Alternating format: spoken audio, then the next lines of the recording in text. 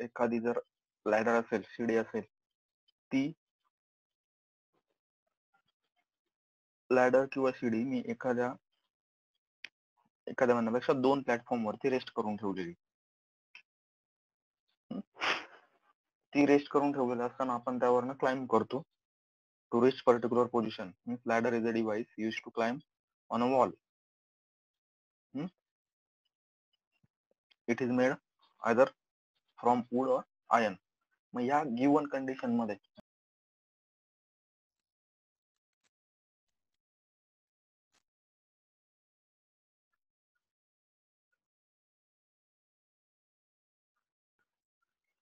तुमची जी काही लॅडर असेल ती लॅडर प्लॅटफॉर्म वरती रेस्ट केल्यानंतर तुम्ही त्या लॅडर वरती किती डिस्टन्स पर्यंत क्लाइंब करू शकता before the ladder get slip. म्हणजे लॅडर स्लिप होईपर्यंत किंवा लॅडर जोपर्यंत स्लिप होत नाही तोपर्यंत तुम्ही त्या लॅडर वरती किती डिस्टन्स पर्यंत क्लाइंब करू शकता. ओके. मग या केस मध्ये काय मॅटर करतं, एक म्हणजे तुमचं असलेलं वेट. आता वेट आलं म्हणजे तिथे तुमचा चेंज इन सीजी आला, कारण सीजी जो असेल आपण नंतर बघणारच आहे. सीजी असेल तर सेंटर ऑफ ग्रॅव्हिटी हा तुमच्या पोझिशन नुसार चेंज होत जातो. म्हणजे आता इथे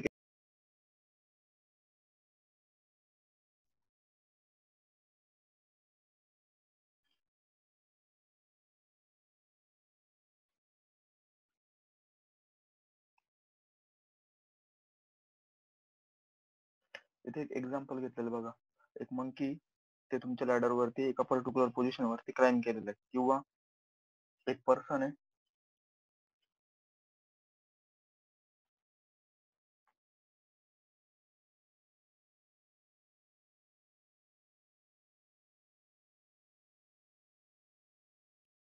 मंकी आहे किंवा एक पर्सन आहे, तो त्या लॅडर वरती एका पर्टिक्युलर पोझिशन वरती क्लाइंब झालेला आहे. म्हणजे फॉर एक्झाम्पल लॅडर आहे, लॅडरची लेंथ आपण एल कन्सिडर केलेली आहे. खालचं एक्झाम्पल बघा, एल कन्सिडर केलेली आहे.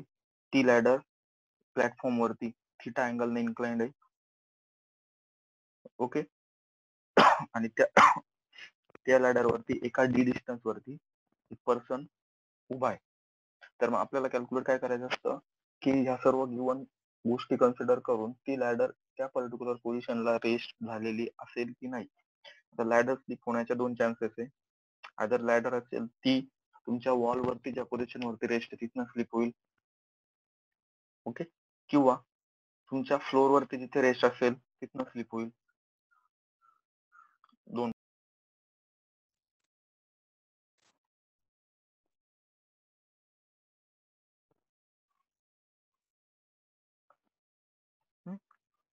सो ह्या त्या गिवन पोझिशन असतील. म्हणजेच काय होणार आहे, तुम्ही लॅडर वरती एखादा पर्टिक्युलर ही जर लॅडर पकडली मी, तर या लॅडरची पर्टिक्युलर लेंथ असेल, ती लॅडर तुमच्या वॉल वरती किंवा फ्लोर वरती वाय आणि एक्स डिस्टन्स वरती माउंट केलेली असेल. देन त्यावरती जर मी काही मास किंवा पर्सन जो काय असेल त्याचं वेट असेल, म्हणजे मास असेल ड्यू टू ग्रॅव्हिटी, ते जर रेस्ट केलेलं असेल तर त्याचं वेट हे डाऊनवर्ड डायरेक्शनला ऍक्ट होईल. इथे दिलेलं आहे बघा, डब्ल्यू डाऊनवर्ड डायरेक्शनला. तुमची लॅडर असेल त्या लॅडरचं सेल्फ वेट पण त्याच्या सेंटरपासून, लॅडरच्या सेंटरपासून डाऊनवर्ड डायरेक्शनला ऍक्ट होईल. ओके. आता तुम्हाला सांगितलं होतं आपण इक्विलिब्रियम मध्ये रिएक्शन कॅल्क्युलेट केलेल्या होत्या.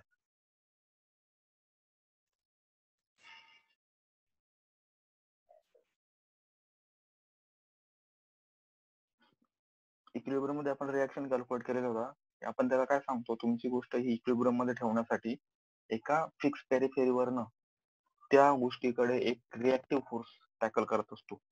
म्हणजे ही लॅडर या गिवन प्लॅटफॉर्म वरती रेस्ट करण्यासाठी इथे हा एन दोन्ही साईडचा हा एन हा लॅडर कडे काहीतरी फोर्स अप्लाय करेल, आणि हा एन फ्लोर कडनं तो लॅडर कडे काहीतरी फोर्स अप्लाय करेल, की ती लॅडर असेल ती स्टेबल असेल. आता जर लॅडर जर डाऊनवर्ड डायरेक्शनला स्लिप झाली, तर मी जर अप्पर कॉर्नर जर पकडला तर तो डाऊनवर्ड डायरेक्शनला मूव्ह होईल. म्हणजे त्याची मोशन आली डाऊनवर्ड डायरेक्शनला. मोशन डाऊनवर्ड डायरेक्शनला आली म्हणजे फ्रिक्शन अपवर्ड डायरेक्शनला आला. सिमिलर वे ही लॅडर असेल ही तुमच्या पॉझिटिव्ह एक्स ऍक्सिस कडे मूव्ह होईल. खालचा पॉईंट तो तिकडे जाईल म्हणजे त्याची फोर्स ऑफ फ्रिक्शन ही त्याच्या अपोजिट जाईल. ओके.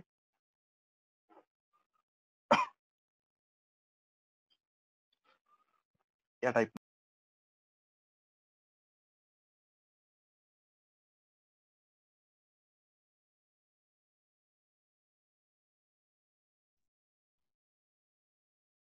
हा फ्लोर, मग फ्लोअरचा जो काही कोएफिशियंट ऑफ फ्रिक्शन असेल तो म्यू एफ, वॉलचा असेल तो म्यू डब्ल्यू, आणि ह्या त्यावरती रिॲक्शन असेल. ही असेल तुमची वॉलची रिॲक्शन, ही असेल तुमची फ्लोअरची रिॲक्शन. परत हा त्याच्या अपोजिट डायरेक्शनला फोर्स ऑफ फ्रिक्शन, हा त्याच्या अपोजिट डायरेक्शनला फोर्स ऑफ फ्रिक्शन. इथे जर मास रेस्ट केलेला असेल तर त्याचं मास इथे लॅडरचं वेट. ओके. आणि जर ऍडिशनल पर्सन त्यावरती क्लाइम केलेला असेल तर त्याच्या हाईट वरती एक पर्टिक्युलर लोड. तर मग आता यावरचे प्रॉब्लेम सॉल्व्ह करताना आपण काय करतो, सर्व रिॲक्शन कॅल्क्युलेट करतो आणि मुवमेंट कॅल्क्युलेट करतो. म्हणजेच आपण एकदा समिशन एफ एक्स घेतला म्हणजे हॉरिझॉन्टलची, दुसऱ्या वेळेस समिशन व्हर्टिकल घेतला, त्याच्यानंतर मुवमेंट ऍट पॉईंट ए किंवा बी, या 3 गोष्टींमधनच मी लॅडर वरती सर्व प्रॉब्लेम.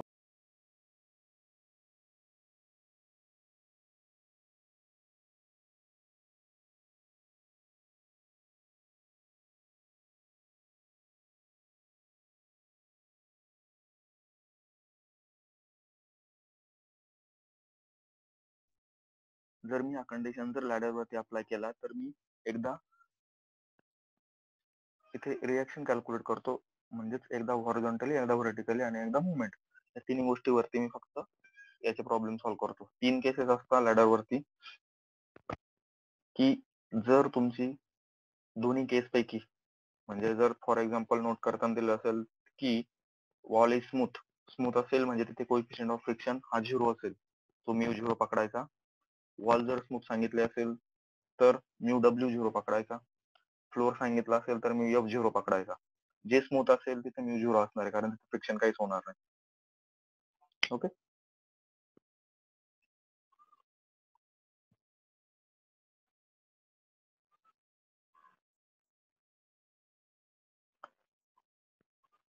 आता हा एक प्रॉब्लेम होतोय इथे बघा, एक 5 मीटरची लॅडर दिलेली आहे, तिच्यावरती मी 750 न्यूटनचं एक वेट रेस्ट केलेलं आहे, जसं फिगर मध्ये दाखवलं, आणि कॅल्क्युलेट करायला सांगितलेलं आहे check whether ladder is stable or not.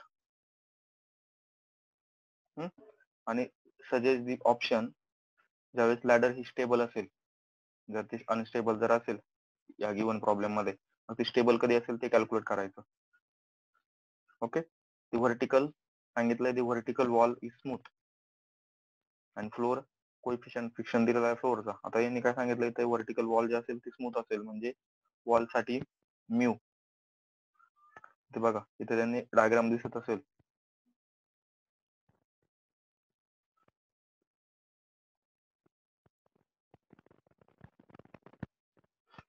तर इथे म्यू हा 0 पकडलेला आहे, कारण इथे आपल्याला देताना काय दिलेलं आहे, वॉल ही स्मूथ आहे तुमची, म्हणून फक्त फ्लोअरचा कोएफिशियंट ऑफ फ्रिक्शन कन्सिडर केला. मग इथे जर तुम्हाला डायग्राम मध्ये जर प्रॉब्लेम मध्ये किंवा स्टेटमेंट मध्ये जर अँगल दिलेला नसेल तर consider it as 60 by default, और 45 पकडला तरी चालतो. सो इथे काय असेल, तुमची बी ला एक रिॲक्शन होईल आर बी, परत ए ला एक रिॲक्शन होईल, त्याच्यानंतर ही जी लॅडर असेल हा डाऊनवर्ड डायरेक्शनला स्लिप होईल, म्हणून याचा कोएफिशियंट ऑफ फ्रिक्शन हा अपवर्ड जाईल. But coefficient of friction upward गेल्यानंतर पण इथे म्यू 0 दिलेला, त्याच्यामुळे तुम्ही इग्नोर केला. इथे काय होईल, तुमची लॅडर जी असेल ती पॉझिटिव्ह एक्स ऍक्सिस कडे मूव्ह होईल, म्हणजे फ्रिक्शन फोर्स असेल तो निगेटिव्ह एक्स ऍक्सिस कडे असेल, म्हणून तुम्ही ते शो केला. डायग्राम दिलेली आहे. सो तुमचा जो काही पर्सन असेल तो डाऊनवर्ड डायरेक्शन कडनं 2 मीटर वरती लॅडर वरती उभा आहे. मग या कंडिशन मध्ये लॅडर फिक्स आहे की डाऊनवर्ड डायरेक्शनला मूव्ह होते ते कॅल्क्युलेट करायचे. मग आपण आधी ही एफबीडी ड्रॉ केली, त्यानंतर एकदा समिशन एफ एक्स आणि समिशन एफ वाय घेतला. आता समिशन जर एफ एक्स घेतला तर एक्स डायरेक्शनला काय काय जातोय, तुमचा आर बी जातोय पॉझिटिव्ह एक्स कडे आणि एफ ए जातोय, so R B is equal to F A येईल. ओके. त्याच्यानंतर समिशन एफ वाय जर घेतला तर समिशन एफ वाय घेताना कुठले कुठले फोर्स असतील, तुमच्या जो बी पॉइंट आहे, बी पॉइंटचा फ्रिक्शनल फोर्स तो अपवरती जाईल, बट इथे म्यू 0 दिलेला आहे त्यामुळे तुम्ही इग्नोर केला. मग राहिलं काय, इथे हे वेट आहे, वेट डाऊनवर्ड डायरेक्शनला जात आहे आणि आर ए हा अपवर्ड डायरेक्शनला जातोय, म्हणून तुमची आर ए ची व्हॅल्यू असेल 750. आर ए आणि आरबी इथनं डायरेक्ट भेटला तुम्हाला. आर ए असेल 750, आरबी असेल एफ ए. आता कॅल्क्युलेट काय करायचं आहे, तुमची लॅडर ही स्टेबल आहे की नाही. ओके. आता आपण एक फ्रिक्शन मध्ये एक कॉन्सेप्ट बघितली होती, व्हॉट इज लिमिटिंग फ्रिक्शन. म्हणजे जस्ट लॅडर स्लिप होते तो इनिशियल पॉइंटला त्याचा कोएफिशियंट ऑफ फ्रिक्शन मॅक्झिमम असेल. मग तो किती असेल तो मी कॅल्क्युलेट केला. 750 हे वेट आहे आणि कोएफिशियंट ऑफ फ्रिक्शन म्यू दिलेला आहे. म्हणजे मी लिमिटिंग फ्रिक्शन कॅल्क्युलेट करू शकतो पॉइंट ए ला, कारण लॅडर इथनं स्लिप होणार आहे, कारण हा तर स्मूथ आहे, हा रफ आहे. तो जर मी कॅल्क्युलेट केला तर तो 187.5 इतका आलेला आहे.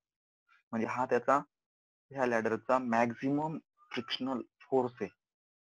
मग तुम्ही मुवमेंट घेऊन जो फ्रिक्शनल फोर्स किंवा जो आरबी ची रिएक्शन कॅल्क्युलेट कराल किंवा जो एफ ए कॅल्क्युलेट कराल, इथे फ्रिक्शनल फोर्स कळलं.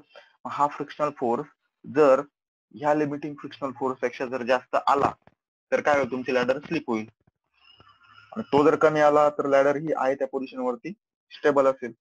म्हणजे मी एफ ए 2 कॅटच्या थ्रू कॅल्क्युलेट केला. एक होता तुमचा रेग्युलर मुवमेंट कॅल्क्युलेट करून आणि दुसरा होता बाय कन्सिडरिंग मॅक्झिमम फ्रिक्शनल किंवा लिमिटिंग फ्रिक्शनल फोर्स. मग तो होता 187. मी काय केलं, नंतर मुवमेंट ऍट पॉइंट एम घेतली या पॉइंट सोबत.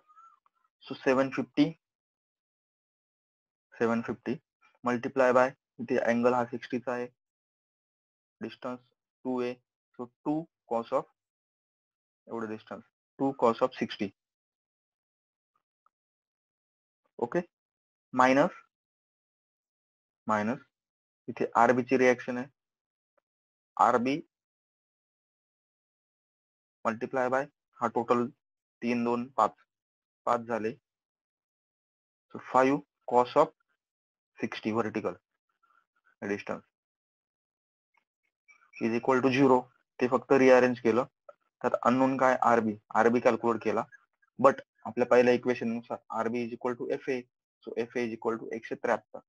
आता आपला गिवन कंडिशन नुसार, प्रॉब्लेमच्या कंडिशन नुसार आरबी आला 173 आणि maximum limiting frictional force by considering mu तो आलेला 187. आता हे दोघं जर मी कम्पेअर केले तर मॅक्झिमम लिमिटिंग फ्रिक्शन फोर्स हा जास्त आहे, म्हणजे तुमचं फ्रिक्शन हे जास्त होत आहे. तुम्ही जरी त्याच्यावरती उभे राहिलात तरी, म्हणजे तुमची लॅडर ही स्लिप होणार नाही, म्हणजेच ही लॅडर ही स्टेबल आहे. ओके. तर मग याच टाईपचे प्रॉब्लेम तुम्हाला असतात, अदर लॅडर ही स्टेबल असेल की नाही किंवा किती डिस्टन्स पर्यंत पर्सन क्लाइंब करू शकतो, हे सर्व डिफाईन केलं जातं. ओके.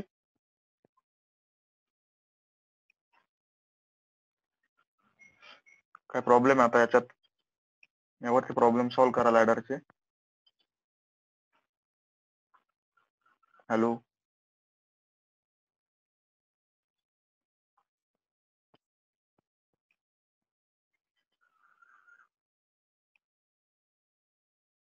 हॅलो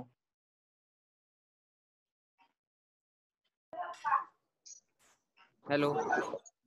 हॅलो हा सर. हा सर बोला ना. हा, मग लॅडर वरचे प्रॉब्लेम सॉल्व्ह करा ना, एकदा बघून घ्या, काय असेल तर मला सांगा परत. सर तुम्ही ते कॅप्टन ते सांगणार होते. हो. हा, आणखी एक आपण पुढचा टॉपिक सुरू करण्याआधी आता तुमचे सिंपल मशीनचे प्रॉब्लेम तुम्ही सॉल्व्ह करताय. सिंपल मशीनचे प्रॉब्लेम सॉल्व्ह करताय तर त्या प्रॉब्लेम मध्ये एक मिनिट,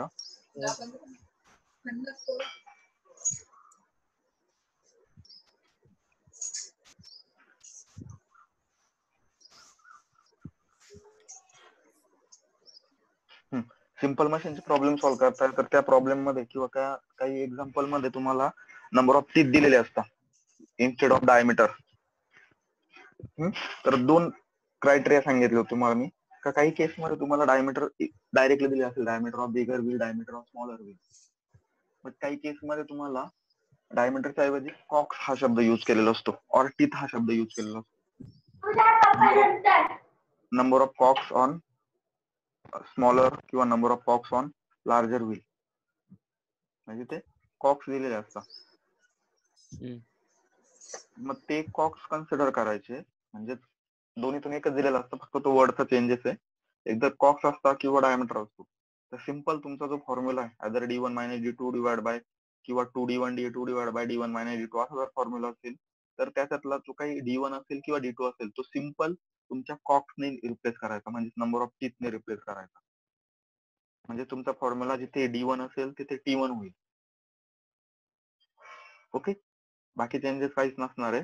फक्त आता काय होतं, काही केसमध्ये तुम्हाला व्हीलचा पूर्ण डायमीटर दिलेला असतो, काही केसमध्ये त्या व्हील वरती एक चेन माउंट केलेली असते, आणि चेन माउंट करण्यासाठी चेन त्या गिवन पेरिफेरीमध्ये फिक्स असण्यासाठी त्याला मी काहीतरी खाते प्रोव्हाइड केलं असतं, कॉक्स प्रोव्हाइड केलेलं असतं.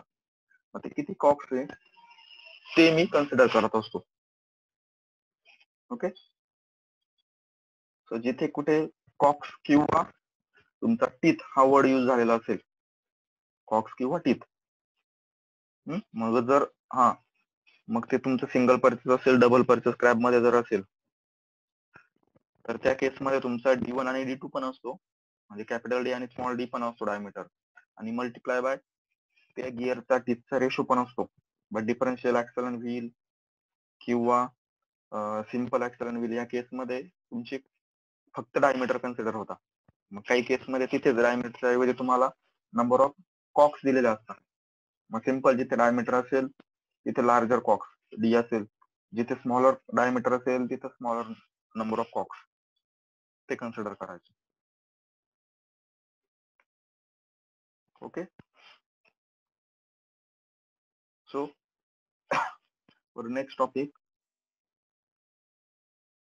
सेंटर ऑफ ग्रॅव्हिटी किंवा सेंट्रॉइड.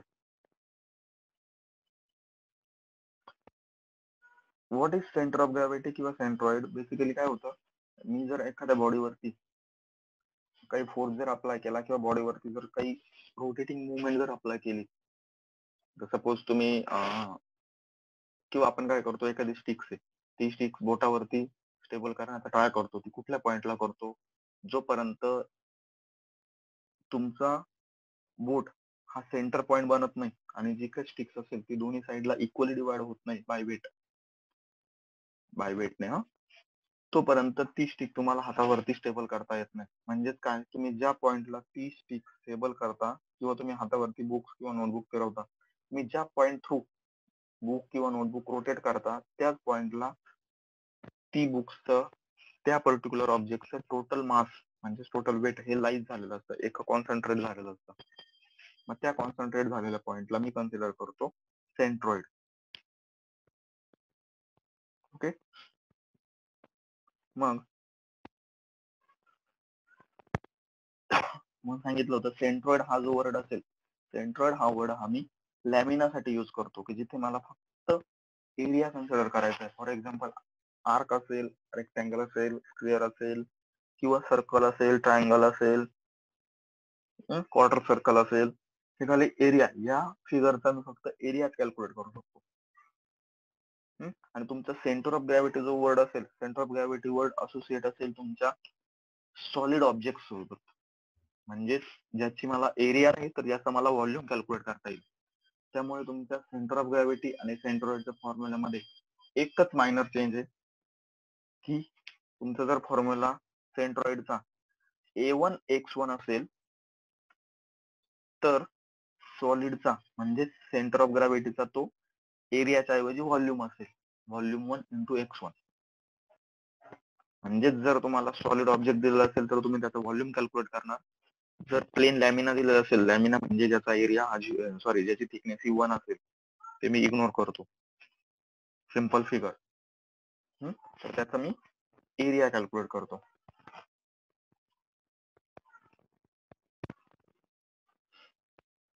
जिम्नॅस्टिक्स एक्झाम्पल घेतलेलं आहे. मी एका टेबल वरती किंवा हॉरिझॉन्टल सरफेस वरती टोटल जी बॉडी असेल ती एका ऍक्सिस वरती स्टेबल करतोय. मग त्या केसमध्ये जो पॉईंट थ्रू आपण स्टेबल होतो, म्हणजेच मी लेफ्टला पण जात नाही, मी राईटला पण जात नाही, आणि पोझिशन फिक्स आहे, त्यामुळे मी डाऊनवर्ड डायरेक्शनला पण जात नाही. जो पॉईंट फिक्स असेल सेंटर पॉईंट, त्याला बोलता सेंटर ऑफ ग्रॅव्हिटी. ह्या पॉईंट थ्रू तुमच्या बॉडीचं सर्व वेट हे कॉन्सन्ट्रेट झालेलं असतं. आता तुम्ही बॉडीचा जर शेप चेंज केला किंवा मुवमेंट जर चेंज केली, त्यानुसार बॉडीचा सेंटर ऑफ ग्रॅव्हिटीचा पॉईंट हा चेंज होतो. ओके, फॉर एक्झाम्पल इथे जर पहिली केस जर बघितली, या केसमध्ये सेंटर ऑफ ग्रॅव्हिटीचा पॉईंट हा या पोझिशन वरती लाईज झालेला आहे. As soon as we start running किंवा पोझिशन चेंज करतो, त्यावेळेस सेंटर ऑफ ग्रॅव्हिटीचा पॉईंट हा चेंज होतो. आता चेंज होतो कशासाठी होतो, की बॉडी ही स्टेबिलिटी मेंटेन करण्यासाठी. Okay, so what is basically centre of gravity.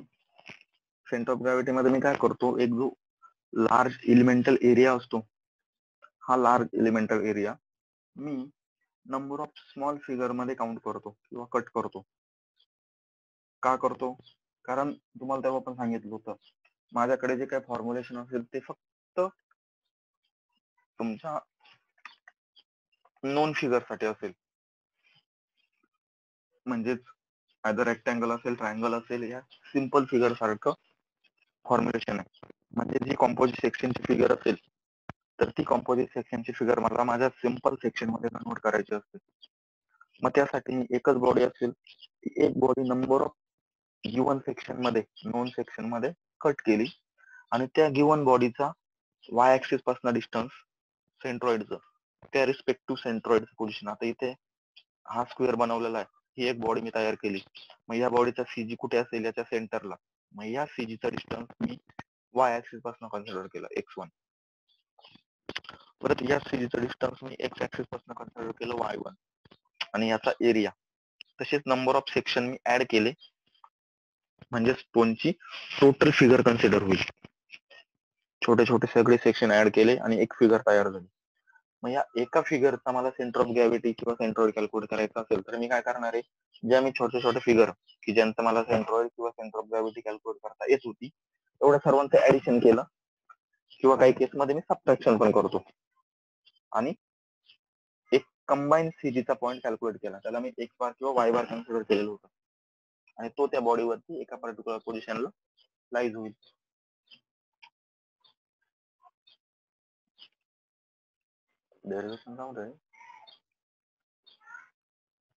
मग त्याच्यासाठी तुम्हाला पर्टिक्युलर सेंटर पॉईंट सारखी, म्हणजे प्रत्येक बॉडीचा सीजी कुठे असेल, त्याच्यासाठी आपण काही फॉर्म्युले बघितले होते. ओके, फॉर एक्झाम्पल जर स्ट्रेट लाईन असेल, तर तो सेंटरला ऍक्ट होतो L/2 च्या. सर्कल असेल तर सर्कलचा सीजी हा सेंटरला असतो, रेडियस इतका डिस्टन्स वरती, त्याचा एरिया. ओके, सेमी सर्कल असेल तर तो एक्स ऍक्सिसला वाय बार वरती असतो, सॉरी एक्स ऍक्सिसला आर वरती असतो, आणि वाय ऍक्सिसला 3r/π वरती असतो. 2 झालेलं आहे, 3 आहे. सिमिलरली क्वार्टर सर्कलला दोन्ही डायरेक्शनला 3r/4π. हे फॉर्म्युले जोपर्यंत पाठ नसतील तोपर्यंत प्रॉब्लेम येणार नाही, तुम्हाला आधी पण सांगितलं होतं. Rectangle centre, triangle 1/3h 1/3b. त्याच्यानंतर ट्रॅपेझॉइडम, तो असेल एक्सचा h/2 वरती, आणि वायचा h/3 b + 2a/b + a. यावरती प्रॉब्लेम कमी असता. सर्कल, परत सेमी सर्कल, क्वार्टर सर्कल, ही झाली 2 डायमेन्शन. पॅराबोला, याची काही गरज नाही जास्त. त्यानंतर हे झाले तुमचे व्हॉल्यूमचे. आता फिगर क्लिअर आलेलं नाहीये, तर बुक मधलं एकदा बघून घ्या.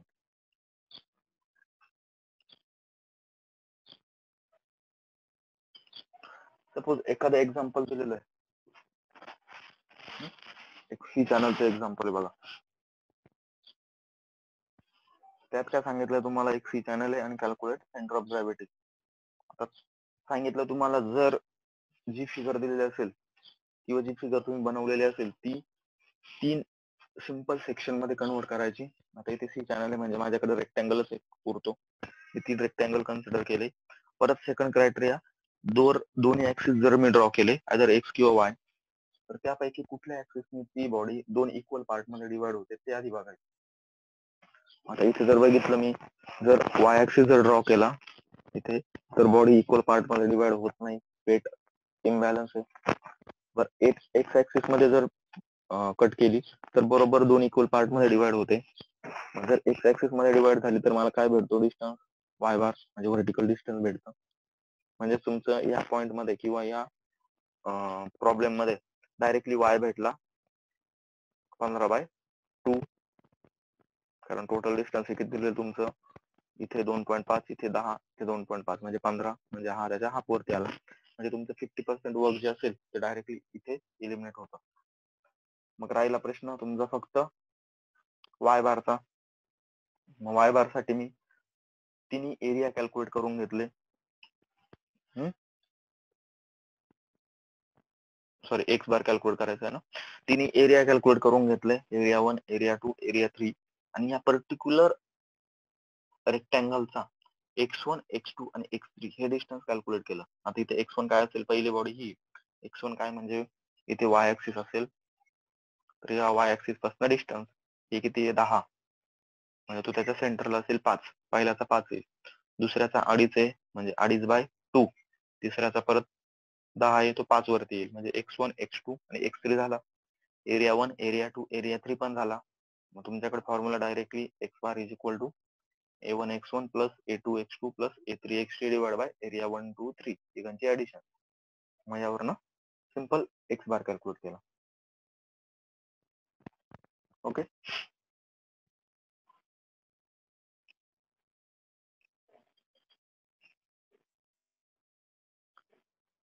काही केस मध्ये तुमचे जे काही प्रॉब्लेम असतात ते प्रॉब्लेम हे सेक्शन रिमूव्ह करण्यासाठीचे असतात.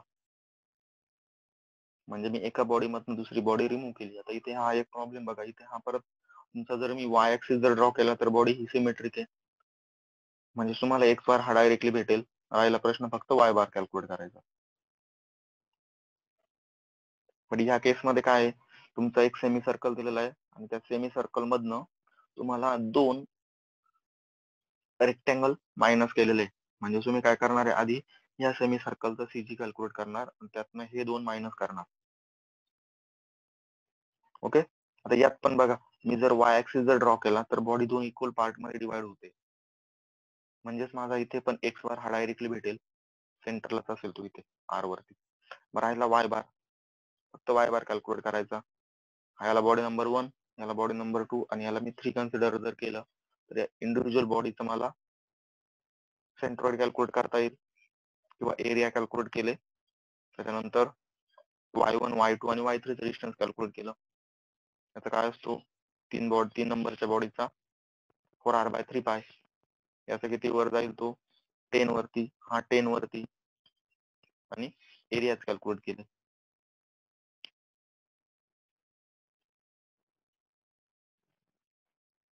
सिमिलर या सेक्शन मध्ये आता इथे काय केलेलं आहे, एक हॉरिझॉन्टल रेक्टँगल आहे, एक व्हर्टिकल आहे, इथे एक व्हर्टिकल आहे, इथे एक ट्रायंगल आहे, इथे एक ट्रायंगल आहे, परत इथे एक रेक्टँगल आहे.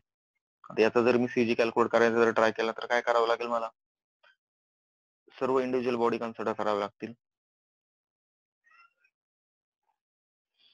किंवा एक व्हर्टिकल आणि हॉरिझॉन्टल, किंवा सॉरी ही वरची एक, ही खालची एक, ही 2 ट्रायंगल आणि आतमधला जो काही रेक्टँगल आहे तो टोटल कन्सिडर करून त्यामधनं हा स्मॉलर रेक्टँगल मायनस करावे लागेल.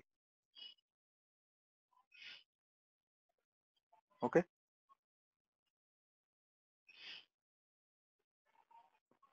सेम प्रॉब्लेम हे तुमचे सेंटर ऑफ ग्रॅव्हिटीचे असतील, फक्त तिथे तुम्हाला एरियाच्या ऐवजी व्हॉल्यूम कॅल्क्युलेट करावा लागतो. आणि सपोज जर मग एक व्हॉल्यूम किंवा कोन असेल किंवा तुमचं सिलेंडर असेल, सिलेंडर हा तुमच्या कोन वर जर ठेवलेला असेल, कॅल्क्युलेट सेंटर ऑफ ग्रॅव्हिटी, मग काय करणार तुम्ही, आधी सिलेंडरचा व्हॉल्यूम कॅल्क्युलेट करणार. त्याच्यानंतर कोणचा व्हॉल्यूम कॅल्क्युलेट करणार आणि तो झाला तुमचा V1 आणि V2. तुमचा फॉर्म्युला सिंपल रिप्लेस होईल V1 x1 V2 x2 divide by V1 plus V2. त्यानुसार ते कॅल्क्युलेशन असेल.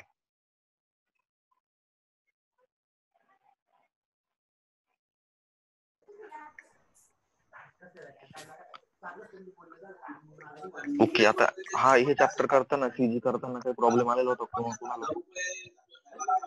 नाही सर. व्हॉल्यूमचे फॉर्म्युले झाले होते सर्व. हो. हे चॅप्टर हे सिंपल चॅप्टर आहे कारण सर्व तुमच्या फॉर्म्युल्यावरती. हो. x1 x2 ते कॅल्क्युलेट करायचं आणि ते दोन्ही केस मध्ये सेम आहे म्हणजे त्याच्यासाठी तुम्हाला वेगळे फॉर्म्युले नाही. सिंपल मशीन घेतले अजून आता स्टडीने स्टार्ट केलेली. आता सिंपल मशीन किती दिवस करताय? नाही झालं आता म्हणजे बाकीचे मागचं करून घेतलं याचे फॉर्म्युले ते लर्न करावं लागतं त्याच्यामुळे हा मागे ठेवला. आता 1-2 दिवसात हा स्टार्ट करतो. बरं चालेल. फर्स्ट पहिले जे इझी टॉपिक म्हणजे बाकीचे जे टॉपिक ते होते ते सर्व करून घेतले नंतर याचे फॉर्म्युले पाठ करायचे त्याच्यामुळे हा मागे ठेवलाय. अच्छा. हा ते फॉर्म्युले ना एखाद्या पेज वरती नोट करून ठेवायचे चॅप्टर वाईज कुठेतरी पेस्ट करून द्यायचं फोन द्यायचं. येतात आता बघत राहिलं तर ते लवकर लक्षात असतं. हो. थिअरी करून घ्या नीट. थिअरी कमी आहे सर्व चॅप्टर. हा नाही थिअरी सर शक्यतो फर्स्ट 2-3 टॉपिक मध्येच आहे ना. तेव्हाच. हा नंतर काही नाही. हा तेच. नंतर नाही. तर तुम्ही ते एक एक्झाम्पल वॉमन वॉम व्हीलचे एक्झाम्पल आहे ना शेवटचे 2 त्याच्यामध्ये थ्रेडेड मेन्शन नाही केलेलं. काय नाही मेन्शन केलेलं? थ्रेडेड आपण तुम्हाला नाही विचारलं होतं एन कोणतं कन्सिडर करायचं? नाही मग आता बघा त्याच प्रॉब्लेम मध्ये बघा आता प्रत्येक काही प्रॉब्लेम मध्ये तुम्हाला आहे ना फॉर्म्युलांमध्ये एक छोटा एन दिसेल. तो छोटा एन काय असतो? Number of start. म्हणजे काय असतं तुमच्या घरात जर आता कुठे जर एखादा स्क्रू जर असेल किंवा बोल्ट जर असेल तर बोल्ट बघा त्याच्यात काय होतं एकच थ्रेड असतो. तो थ्रेड हा पूर्ण लेंथ वाईज रिव्हॉल्व झालेला असतो. एकच असेल ना तर त्याला बोलता सिंगल स्टार्ट थ्रेड. काही केस मध्ये ना 2 टाईप असतात. म्हणजे मी काय करतो फॉर एक्झाम्पल 2 दोरे घेतले. ते 2 दोरे ऍज अ थ्रेड म्हणून तुमच्या बोल्ट वरती माउंट केले. म्हणजे काय झालं दोरे 2 झाले. म्हणजे तसे ते थ्रेड 2 असतात. म्हणजे एका बोल्ट वरती माउंट केलं असतं त्याला बोलतात डबल स्टार्ट थ्रेड. तसेच काही केस मध्ये ते 3 असतात मग त्याला बोलतात ट्रिपल स्टार्ट थ्रेड. हा तुमच्या प्रॉब्लेम मध्ये जो छोटा एन आहे तो छोटा एन डिनोट करतो किती नंबर ऑफ स्टार्ट आहे. माझं सिंगल असेल तर 1, डबल असेल तर 2, ट्रिपल असेल तर 3. जर प्रॉब्लेम मध्ये तसं काही मेन्शन दिलेलंच नसेल म्हणजे जर तुमचा प्रॉब्लेम असेल worm and worm wheel consist of एवढे नंबर ऑफ टीथ आणि एवढे डायमीटर आहे म्हणजे तो कन्सिडर करून घ्यायचा हा सिंगल स्टार्ट थ्रेड आहे. n is equal to 1. म्हणजे दिलेलं नसेल तर सिंगल कन्सिडर करायचं ना? हो दिलेलं नसेल तर सिंगल. आणि जर स्पेसिफिक पण मेन्शन केलेलं असेल सिंगल कन्सिडर केलं ना सर तर आन्सर मॅच नाही होत खाली दिलेलं. त्याच्यात प्रिंटिंग मिस्टेक असेल. आता मी प्रत्येक आन्सर कॅल्क्युलेट नाही केलेलं ते. नाही म्हणजे मी कॅल्क्युलेट केलं ना तर त्याच्यामध्ये ते 0.5 एन ची व्हॅल्यू 0.5 घेतलेली त्यांनी. नाही 0.5 नाही येणार मग तिथं रॉंग केलेलं असेल ते. तेच कारण की त्यांनी 0.5 घेऊन कन्सिडर करून एक्झाम्पल सॉल्व्ह केलेली ती. नाही मेथड सेम आहे ती की बाय डिफॉल्ट 1 असेल नंतर डबल दिलेलं असेल तर 2 घ्यायचा ट्रिपल दिलेलं असेल 3. त्यांचे काय आन्सर आलेलं असेल ना ते इग्नोर करा. आपली मेथड दिलेलं यूज नसेल तर करा. बाय डिफॉल्ट 1 कन्सिडर करायचं ना? हो 1. ठीक आहे.